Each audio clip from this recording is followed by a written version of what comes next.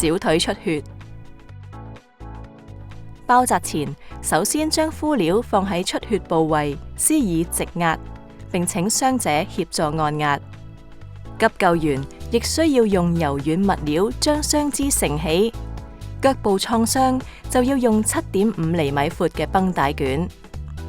包紮時，應該響肢體末端，即係近腳掌方向開始，將繃帶卷鋪喺敷料下方，由內而外繞一圈固定，然後從敷料嘅下方，以由內而外、由下而上嘅原則，向上往膝部方向包紮。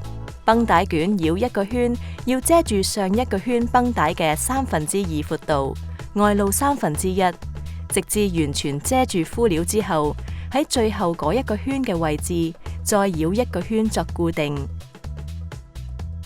然後用繃帶扣將繃帶卷固定喺小腿外側。